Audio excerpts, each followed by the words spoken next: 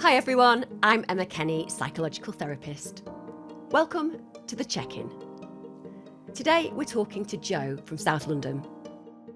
Being at home, I think I was just being a bit more slack with eating and drinking considerably a lot more. In the office, I would just have porridge every morning, and it's that routine again of having the same thing every day, whereas I'm at home, so I could have a bagel today, or I could have toast with something on it. Like there's crisps, there's, because they're things that I would have in the house normally, and we'd have crisps in the house, but I'm not in the house all day every day, whereas I am now. So I could have the crisps in the house and just take one packet to work and just eat that.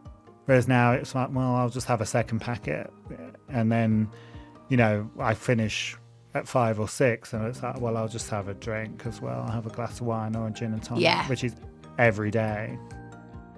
Joe is a WW ambassador who has been working from home during the COVID-19 pandemic and has been struggling with weight gain and maintaining healthy habits in this new work environment. He's trying to get back into the routines he created before the pandemic began and hopes that a new year and hitting the reset will help. But he can't work out what it is holding him back or how to make those changes. This is a struggle that many of us are dealing with at the moment. Let's meet Joe. We had a conversation at the very end of last year, just before the Tier 4 measures were put in place in some parts of the UK. And we started off talking about his Wwe journey and how 2020 has been for him. I started WW back in February 2019. My friend was going, and I just saw it as a way of getting to see her a bit more often. So I just thought, well, I'll join with her. And I didn't really think it would work, I didn't think it would be beneficial to me. I just thought it was a nice way to see my friend, because I'd done all different diets during my 20s and just felt like, oh, well, I might as well try it, give it a go. And actually went really well for the first few months. I think I was in a good place with work and my living arrangements, and everything was just kind of aligned. I was living with my brother and his wife. They've now moved to Toronto. So they moved in March this year. We left our flat a week after lockdown in March. So I moved house. But was living with them, so that was a very stable home life. And my brother was quite good. He firm, but I guess fair. That telling me oh, do you really want to, not in a bad way, but do you want to eat that? And not buying too many snacks and things in the house, and really encouraging me. They wanted to see me succeed as well. So that was nice to have that support. So I think everything was going very well. And then kind of COVID hit, and then we've been in lockdown, and I've moved house, and work has been quite busy, and working from home, things like that. So everything's just been thrown up into the air. Still lost 4 stone, so I'm still nowhere near where I started. I've probably put on about 2 stone since March time. So from the obvious hideousness of 2020, let's be honest, because everything that we once knew changed. Yeah. And that's a lot of change. And it also sounds like, is it this year that your brother and his wife went to Toronto? Yeah. So they just at lockdown? Just at lockdown, yeah. So that's a massive transition. Have you worked from home or have you worked in an office? So yeah, I've been working from home for the whole year. Started at my old flat with my brother and sister-in-law, and then moved to a new house just down the road. And that's gone better than I expected. I was very nervous about moving again and moving out from a family kind of unit to moving back in with strangers. Yeah. And was very worried about that. So it was all a lot of change. Yes. With COVID as well in that March. How have you felt within all of that? How has it kind of felt? I guess most people, it's just been just a year. It's just, this whole year has just been a bit what the hell's going on? And then on all of that change on top of that, not being able to see friends. Obviously I'd moved in and got on really well with my new housemates. We were eating together and drinking together and just getting along, and like living with new people. You just want to do the things that they like. We just in the evening, if we're sat around watching TV, I want to eat what they're eating. I want to drink what they're drinking, but I can't always. Apart from those things, how are you feeling? How much weight have you put on, and what's that doing to you? What's that actually getting to you as far as mentally and physically and emotionally? So it was going all right initially. In the lockdown, I'd started to do Couch to 5K because obviously couldn't go to the gym or do any of that kind of stuff. So I thought I need Yeah. to do something. The weather was nicer. So started that. I'd never been able to run anything. I'd never ran before. So I thought, well, I'll just try it. I don't think it'll work, but it was kind of like WW, where I was like, well, I'll give it a go and see. And then actually completed it, could run 5K. And that kind of helped to kind of maintain my weight. Being at home, I think I was just being a bit more slack with eating and drinking considerably a lot more. It went from maybe drinking 2 nights a week Yeah. to drinking 5 or 6 nights a week. So drinking a lot, eating a lot more than I maybe should have been. And so I was balancing that out with the running. And then I completed Catch 5K, and then the weather kind of started to turn. And then I just was thinking, oh, I can't really be bothered to get up and run today. So I'm just going to sleep in. And then I've been, just slowly putting on weight, and only a pound or two a week, but it's creeping up and up. So Yeah. I know that things are starting to feel a bit tighter on my clothes and things, Yeah. and I probably feel a bit sluggish. But it's just more that just being at home, I could have something in the office. I would just have porridge every morning, and it's that routine again of having the same thing every day. Whereas I'm at home, so I could have a bagel today, or I could have a toast with something on it. Like I can change things up and do different things. And my housemate loves cheese, so there's always cheese in the house, and I love cheese. So there's always that to snack on. There's crisps.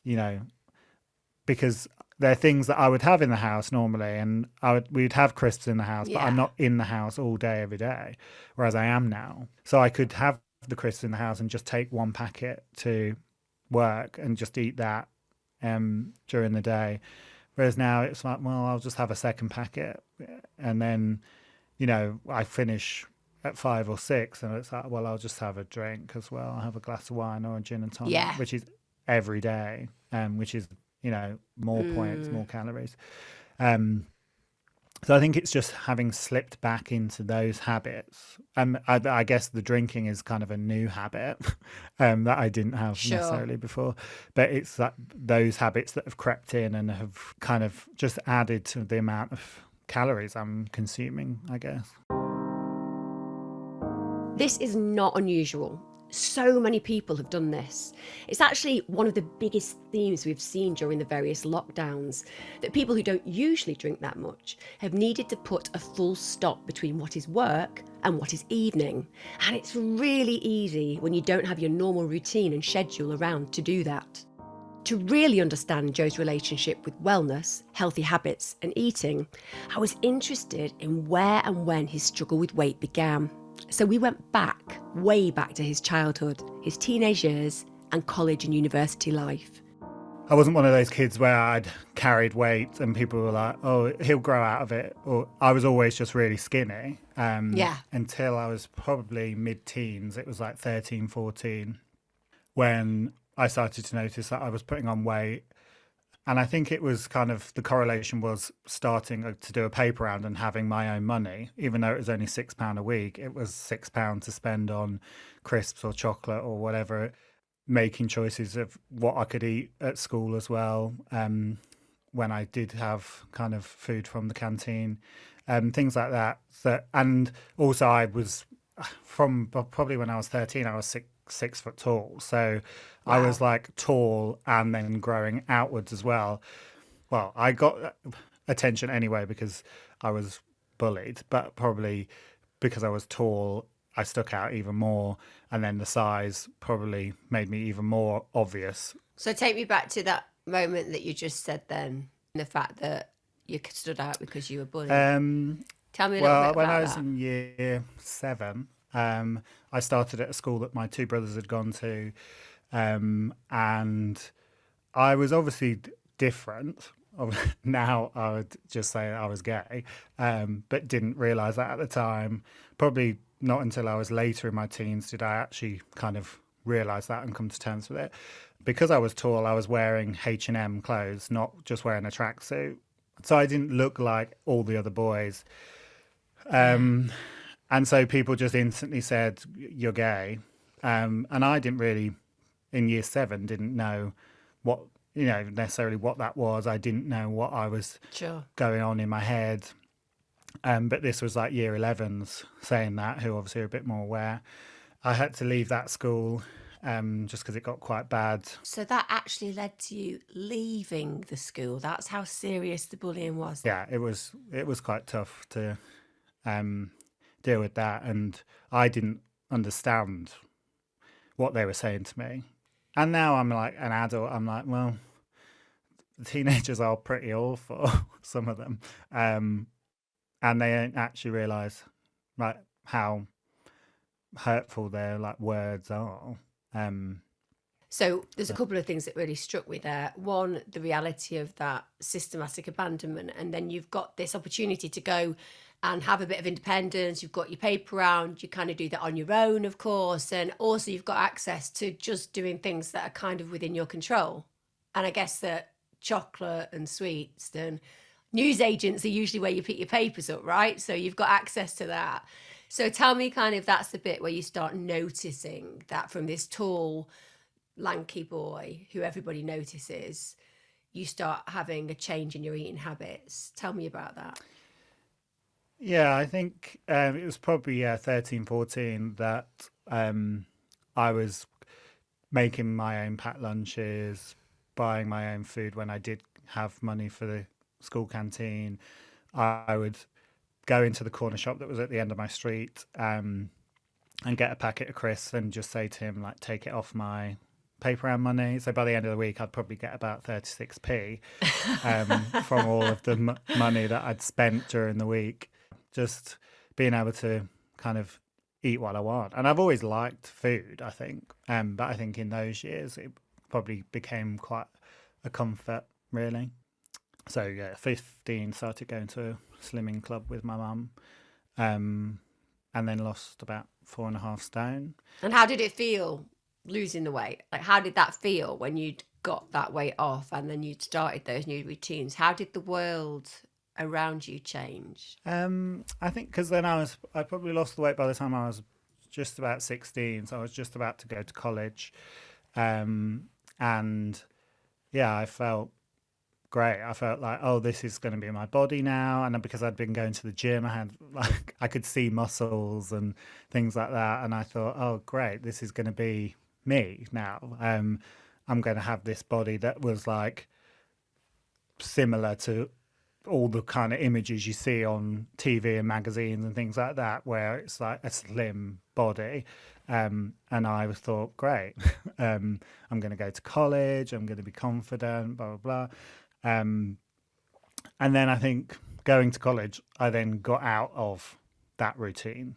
But how was the college experience for you in comparison to school? You know, how was it? Was there a change? Did you still have the problems with those kind of people, those No, negative I people? think it was a complete reversal. Just felt like there was all different types of people there as well. It was a lot more diverse than my school. There was other gay people, which I still hadn't come out at that point, but there was other people that were just so open to me and didn't judge me on anything but just who I was. And we're just like, I Yeah. still have really close friends from college, just from those 2 years, just because they like fully accepted me. Like they were just open to me instantly. So I think Yeah. college was a very different experience. It was quite refreshing to know that there was nice people out there still. And at university, I wasn't.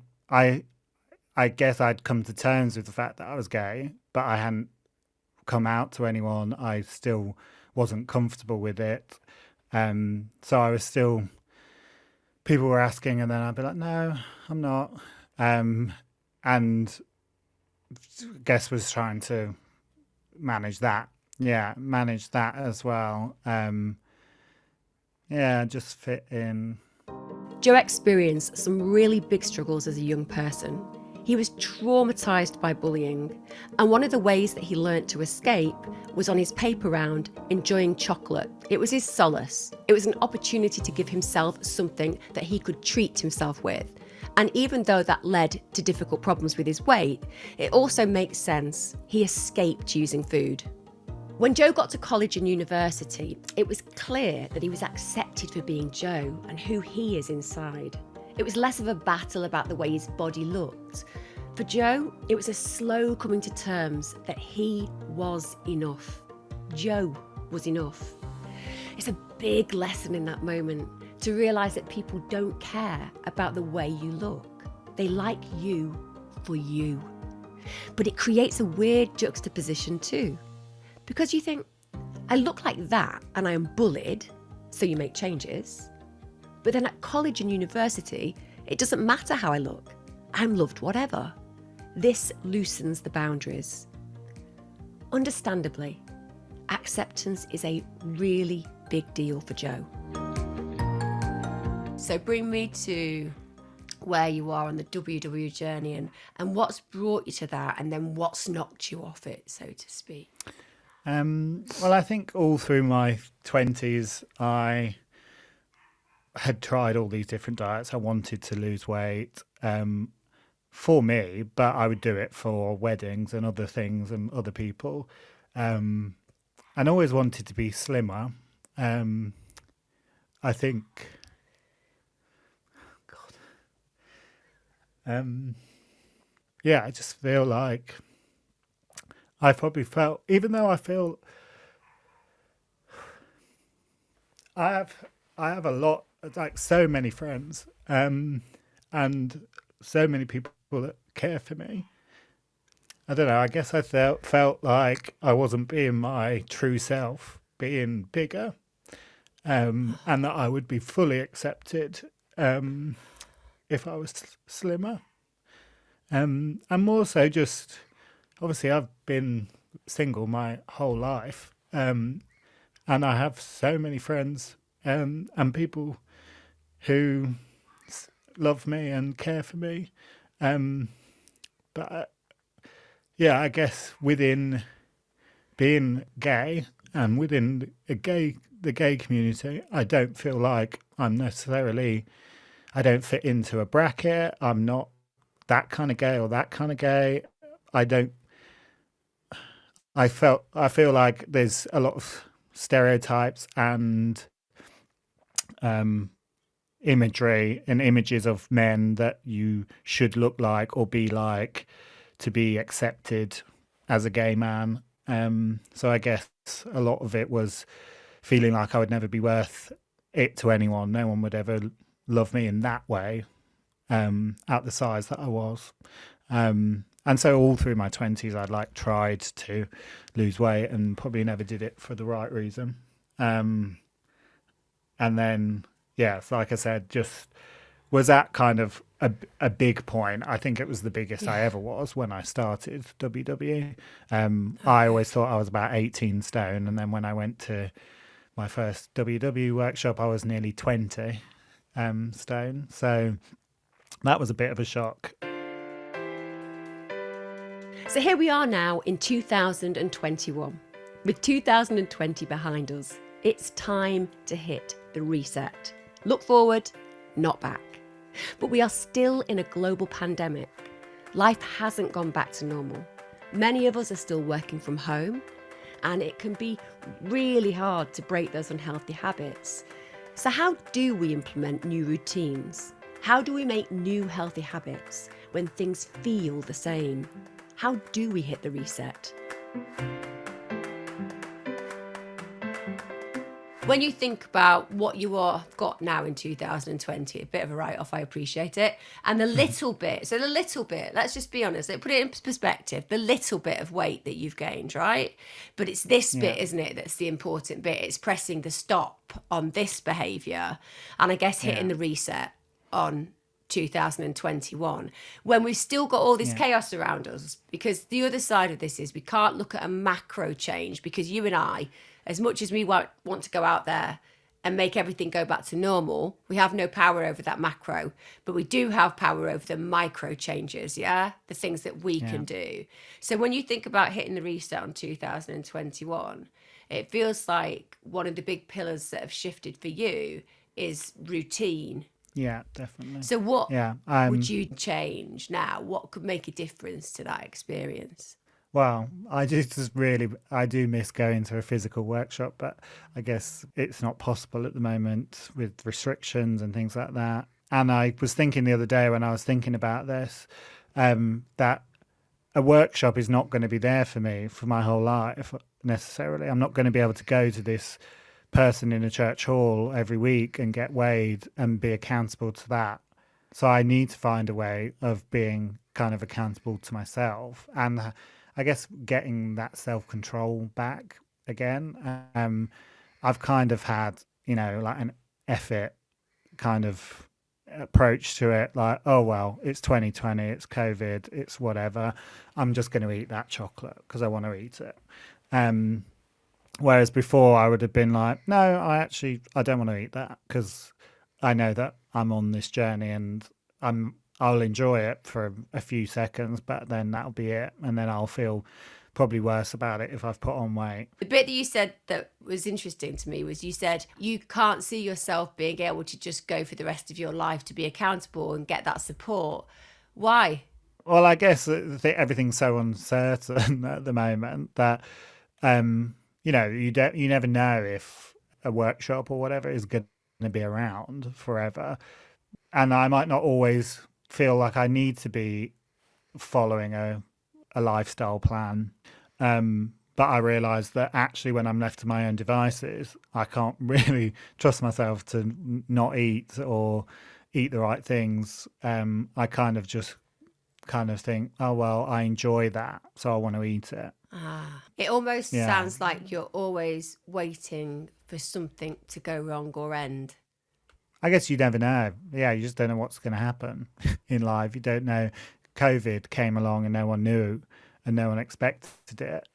Sounds like you don't trust yourself as much as you need to, and that you trust other people who look at you more than you trust yourself. And one of the big things, like when I think about 2021 for you, is when I've listened to you talk about yourself, you've had a lot of trauma in your life, but also actually you've always valued yourself through other people's eyes. So the way that other people look at you, and don't get me wrong, you feel great in your clothes when you fit into the right ones, and you feel good when you stick into a habit and a routine, and you love it when you go to the gym, and actually you already have all the strategies, they work for you, you can implement them, and they're effective. However, the minute that you're taken away from people, you start to lose that sense that you have power, because the reflection is the wrong reflection. You're looking at somebody else's perception of you as opposed to the self-love that you need to feel for yourself. So when you go on the scales in the bathroom and you look and you've lost a pound, you're like, well, my opinion doesn't really matter. Actually, the only opinion that has to matter is yours. Joe, where is that self-love? Yeah, I guess I don't know. I always think I'm quite confident in myself, but then I guess I do want the validation and love of other people quite desperately, I guess. Yeah, I always want to feel valued by others when I guess I don't necessarily think very highly of myself. It comes down to you going, actually, you know what? 2021 is about me saying, I've survived 2020. You're meant to be exhausted. You're meant to be fatigued. You're meant to have lost some routine. That isn't a Joe thing. That's a life thing. It's really important to get across, because I think that what you've done throughout your life, you've internalized stuff. You've not allowed yourself to ask for help. And even though this year has not been about you, it's been about all these things that have happened to you, you've still managed to a great degree to remain relatively healthy.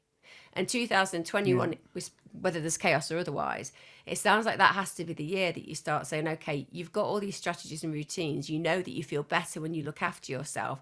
But actually, the key learning for you is, I need to not care that much anymore about the way that somebody else judges me. I need to think about how do I want to see myself? How do I want to feel about myself? I think that there are a few things that are going to make your life easier. So I think routine is really important.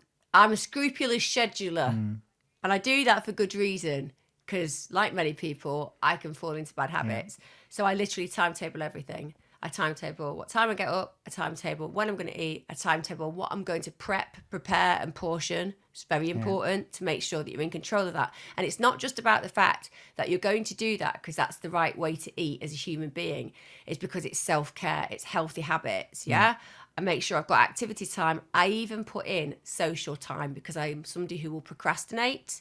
And I'm sure that you will do the same because box sets are available. So I need to know that I'm completely in charge of those things. I need to know how much time I'm getting outside. I need to know how much time I'm practicing things like meditation. So there's a few things that I think are really important. So before you get to a point of stress, you've said one of your big contributors is when you start feeling stressed, there is an opportunity that you may go and get some chocolate or have a gin and tonic, right?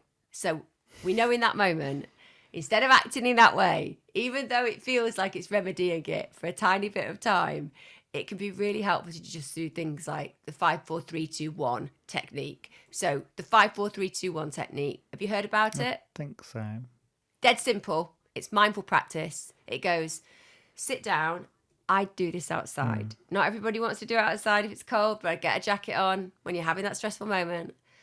And I go and sit outside and I think about 5 things that I can see, 4 things that I can hear, 3 things that I can feel, 2 things that I can touch, and 1 thing that I can taste.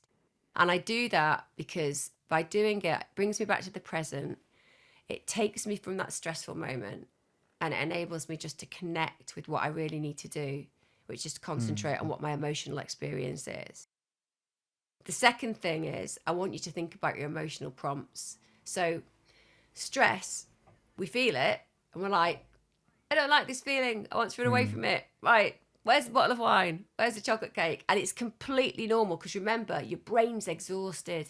It is anxious. You are dealing with higher stress levels. But actually, these emotional prompts are there to teach us something really important. If you listen instead of running, you actually learn and process and progress. Now, what I do with emotional prompts is I'd say, I feel very stressed. I am seeking calm. That's it. I've got to seek calm. So that might be meditation. It might be just sitting peacefully and doing some diaphragmatic breathing. I'm a bit obsessed with box breathing.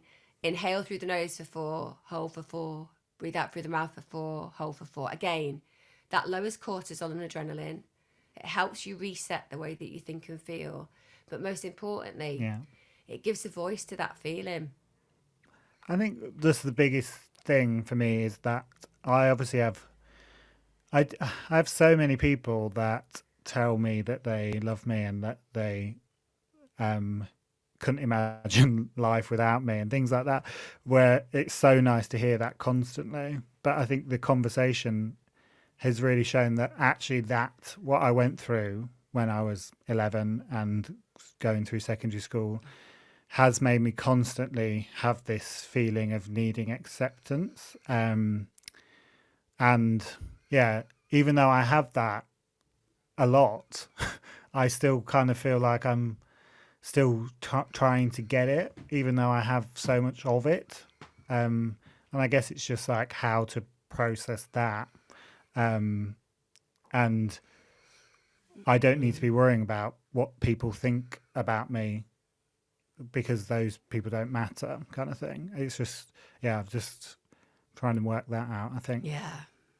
It's that thing about, those who matter don't mind and those who mind don't matter. That's a very good analogy. But actually, it goes further than that because if those who matter do mind, then that massively impacts on you. Whereas actually, when you come from the perspective of, look, I know that it sounds really trite. When we talk about self-love and self-kindness, it's said so quickly, so easily, and it's almost as if everybody should just be able to go, well, of course, I'll just go love myself.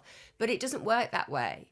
When we've had loads of bumps in the road where actually, let's say, we're not accepted at school, we're bullied mercilessly, we never feel quite good enough because during those developmental experiences of childhood, we're constantly worried that we might do, say, act in the wrong way, and that will bring back all of that horrible negativity. So think about your programming. Your programming was, don't stand out too much, always say the right thing, make sure you don't offend anybody. And now as an adult, because you've become such a lovely human being, you're compassionate to everybody, you want to help everybody, you go out of your way for everybody, and you exhaust yourself and you don't get what you need. So you basically will be Mr. Popular, because who wouldn't want the person in their life who will always be there for them and give them what they need? That makes you fabulous on one level, and it makes it disastrous for you on another. Self-love begins with this really hard word, no.